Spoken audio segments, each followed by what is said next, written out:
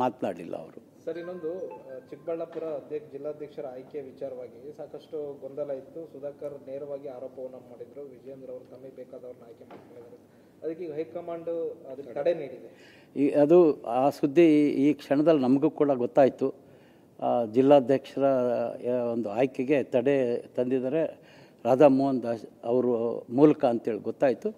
ಇದೇ ರೀತಿ ರಾಜ್ಯದಲ್ಲಿ ಬೇರೆ ಬೇರೆ ಜಿಲ್ಲೆಗಳಲ್ಲೂ ಕೂಡ ವಿಜಯೇಂದ್ರ ಅವರು ತಮಗೆ ಬೇಕಾದಂಥವ್ರನ್ನ ಏನು ಅಧ್ಯಕ್ಷನ ಮಾಡಿಸ್ಕೊಂಡಿದ್ದಾರೆ, ಅದಕ್ಕೂ ಕೂಡ ಹೈಕಮಾಂಡ್ ಪರಿಶೀಲನೆ ಮಾಡಿ ಸೂಕ್ತ ಕ್ರಮ ಕೈಗೊಳ್ತದೆ. ಬೇಕಾದಂಥ ಸಂದರ್ಭದಲ್ಲಿ ಅನೇಕ ಜಿಲ್ಲಾಧ್ಯಕ್ಷ ಬದಲಾವಣೆ ಆಗ್ತಕ್ಕಂಥದ್ದು ಕೂಡ ಅವಕಾಶ ಇದೆ. ಧನ್ಯವಾದ. ಮಾತನಾಡಲಿಲ್ಲ ಅವರು. ಸರ್, ಇನ್ನೊಂದು ಚಿಕ್ಕಬಳ್ಳಾಪುರ ಜಿಲ್ಲಾಧ್ಯಕ್ಷರ ಆಯ್ಕೆ ವಿಚಾರವಾಗಿ ಸಾಕಷ್ಟು ಗೊಂದಲ ಇತ್ತು. ಸುಧಾಕರ್ ನೇರವಾಗಿ ಆರೋಪವನ್ನು ಮಾಡಿದ್ರು, ವಿಜಯೇಂದ್ರ ಅವರು ತಮಗೆ ಬೇಕಾದವ್ರನ್ನ ಆಯ್ಕೆ ಮಾಡ್ಕೊಂಡಿದ್ದಾರೆ. ಅದಕ್ಕೆ ಈಗ ಹೈಕಮಾಂಡ್ ಅದಕ್ಕೆ ತಡೆ ನೀಡಿದೆ.